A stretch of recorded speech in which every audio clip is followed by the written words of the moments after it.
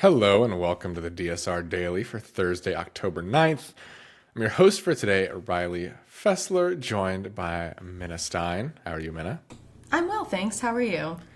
Pretty good. We have some big news for today that we will cover here and in some special recordings later. So why don't we go ahead and get to it? Yes. Israel and Hamas have agreed to the first phase of a peace plan proposed by President Donald Trump, involving a ceasefire, Israeli troop withdrawal, and a hostage prisoner exchange, raising hopes for an end to a 2-year war that has devastated Gaza and destabilized the region.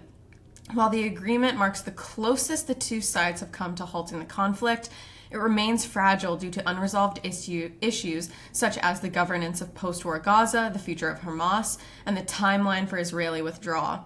Arab nations and global leaders have emphasized that any lasting peace must lead to Palestinian statehood, while pressure mounts on Israel over its military campaign, which has killed over 67,000 people in Gaza. I think for me, I will let the later podcast give you expert opinions on this issue. I'm no expert, but I think for me, my ears key in on the word fragile in this story. It is definitely a fragile peace plan. I have gotten my hopes up so many times that this would be over that I'm a little hesitant to think that this is actually the end, because every time it's been close to the end, Israel drops more bombs. So we'll see. Hopefully, fingers crossed, this is the end. But the other thing that it makes me think is that it's kind of a real embarrassment for Joe Biden.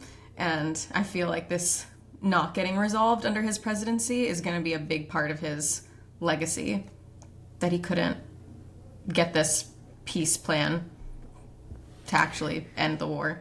Yeah. I mean, I'm as skeptical as you are. I mean, this is the furthest we've gotten along in a ceasefire and the most substantial one we've gotten since this conflict started. Just over 2 years ago now.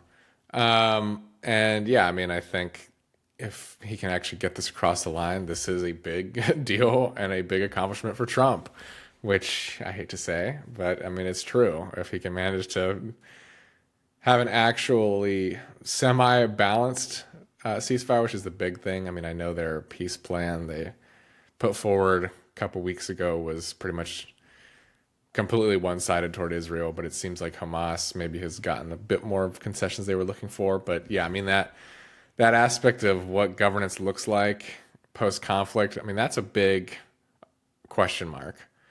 I don't think Hamas is going to be happy being completely iced out of any kind of governance, and I don't think Israel is going to accept any form of Hamas in a post-war government. So, I mean, there's a huge disconnect there still, but, anything that is going to stop violence and get the hostages back in the meantime, I think is a net positive. But as we've alluded to, we will have a special episode of DSR later today, so stay tuned for that this evening. It should be in your feeds later today. And we have another one actually tomorrow, so we've got plenty of coverage of this story coming up on the DSR network. Well, in other news, former FBI Director James Comey pleaded not guilty to 2 counts of lying to Congress during his arraignment in Alexandria, Virginia. His defense lawyers plan to argue the prosecution is politically motivated and should be dismissed, alleging it's part of a Justice Department effort to target President Trump's political adversaries. The case follows the indictment being rushed by a recently appointed former White House aide and is seen as raising concerns about the weaponization of the Justice Department for retribution. A trial has been tentatively set for January, and the defense will first seek to have the charges thrown out on grounds of vindictive prosecution, which I would imagine probably have a pretty strong case for, but we will see. I mean, it does seem purely vindictive. This is a grudge the president's been holding on to for years, and he has just finally had the political capital to actually go after Comey in court. So, I know also the judge hearing this case is a Biden appointee, so I think there is certainly a pretty high likelihood that this goes Comey's way. Just how long he has to fight this case is kind of the other question. But we will have to see, and we'll of course be covering that here as well. Nearly 25% of FBI agents, about 3,000, are now assigned to immigration enforcement, with some major offices dedicating up to 40%, reflecting a significant shift in the agency's priorities under the Trump administration. This reallocation has pulled agents from national security, cybercrime, and counterintelligence work, raising concerns about morale, staffing shortages, and risks to critical investigations. FBI Director Kash Patel and Attorney General Pam Bondi defend the changes as necessary for public safety, but critics, including former agents, warn that the Bureau's core mission is being undermined. Yeah, it's definitely being undermined, and I find this to be a very not shocking story, but I guess more very telling of what's really going on and about how this administration does not have the manpower to make all of their immigration dreams come true. And so they're having to find it in other places, and it's making us weaker as a country. So not only is this immigration enforcement bad on like a moral front, but it's also weakening our country because it's making it's so that we don't have people working in national security, cyber crimes, and counterintelligence work. That to me seems more important than throwing innocent people out of the country, but what do I know about the FBI? Yeah, I mean, it seems like the FBI should have other things that they are worried about, especially considering we have an entire agency dedicated to immigration enforcement. But I mean, these chickens are going to come home to roost at some point. To have a quarter of FBI agents focused on something that they don't need to be focused on, and that's a quarter of FBI agents that are currently not focusing on other threats. And I can't imagine this will end well, but I hope I'm wrong. And let me just clarify, I was kidding. I know a whole lot more about the FBI than Kash Patel does. So that does seem to be the case. Put me in charge. Well, another international story, as Colombian President Gustavo Petro alleged that a vessel recently bombed by the U.S. in the Caribbean was Colombian with Colombian citizens aboard, an assertion the White House quickly labeled as baseless. The U.S. has conducted at least 4 strikes against vessels it claims are carrying narco traffickers in international waters, killing 21 people, but has provided no evidence or details about the targets. These strikes have drawn regional condemnation and concerns over a breach of international law, with Petro stating, quote, a new war scenario has opened up, the Caribbean, end quote. Meanwhile, the U.S. Senate rejected a measure that would have barred President Trump from using military force against the boats without congressional approval. This is a terrible story, regardless of whether or not the boat is Colombian, but even more embarrassing for the administration if it is, given that Colombia has traditionally been actually a pretty good ally in the war against drugs, such as we can call it a war. But it's clear that the administration does view this as a war, and I don't see necessarily why the Colombian president would assert that this is a Colombian vessel if he didn't have some kind of evidence that that were the case. So I'm inclined to believe that it probably is. But, I guess we'll have to wait and see if he can provide evidence or if there's kind of more clarity on whether or not this is a Colombian vessel. But the fact that the U.S. has so far been unwilling or unable to provide evidence or details about the targets they've been hitting is pretty telling to me. But,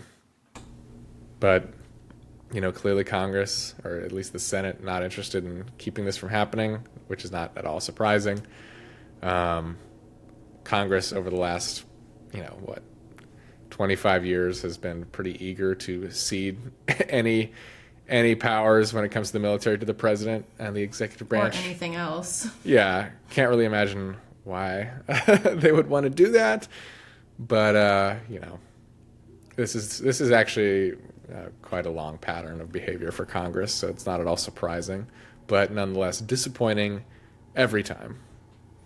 The president of peace, ladies and gentlemen, just blowing up people in the water, not double checking who they are or anything else. So. Yeah, he'll get his Nobel Prize for the Gaza ceasefire while blowing up boats full of Who knows? Yeah. Could be anyone. We still don't know. Yeah, I'm sure that Nobel Prize is in the mail. But shifting over to our favorite vice president, President Donald Trump's push for mid-cycle redistricting in Indiana is faltering, prompting Vice President J.D. Vance and top White House aides to intervene directly in an effort to sway reluctant state Republicans. Governor Mike Braun and legislative leaders have privately expressed skepticism about the plan's chances, with Senate President Roderick Bray accused of quietly undermining the effort. With control of the U.S. House on the line, the White House is ramping up pressure, including a possible personal whip count, to secure new GOP-friendly congressional maps that could net 2 additional seats in Indiana. This is tough. I know we've covered a lot of redistricting stories, like in Texas, most specifically, California saying that they were going to redistrict. Now we're redistricting in Indiana, and I think it just all, to me, shows that next year, as in like 2026, is going to be a really, really rough election year. And I think it's going to be kind of a dogfight, and I hope that Democrats are going to fight as hard as these Republicans are fighting. You know, even though everyone is skeptical that this plan is going to work in Indiana, which hopefully it won't, I'd like to see some people push this hard in Democrat states and send J.D. Vance there we'll to make see. people want to get him out of office. That Yeah, I should mean, work. kudos to these state Senate Republicans that are actually holding the line and not in favor of redistricting. In general, I would say I am personally against redistricting for political gain. I mean, obviously, I feel a little bit differently about it in California, given that it's in response to efforts by Republicans to kind of tip the scales. I'm kind of, of two minds about this whole issue. It's not as kind of clearly defined as it once was, but, I hope that we don't become a country where we're just further polarizing our states into red and blue for the sake of, slight gains on the fringes. I have But bad news. at the same time, if Republicans are going to use these games, then Democrats certainly have to do the same. They have to play by the same rule book as the Republicans, which is to say there isn't really a rule book. It's kind of a free for all. It's not necessarily good for the health of the country, but these are certainly interesting times that we live in. But I'm sure J.D. Vance will fix it. Yeah, the enforcer is on the way. We'll see how he manages to do. But we will be covering all of these issues right here on the DSR Daily. So stay tuned here for that. And then, of course, as we mentioned, plenty more coming today and tomorrow. We've got Still a Consciousness tomorrow. We've got 2 special DSRs about this Gaza ceasefire and more. So plenty for you to listen to right here on the DSR network. So stay tuned. And until we see you again, bye-bye.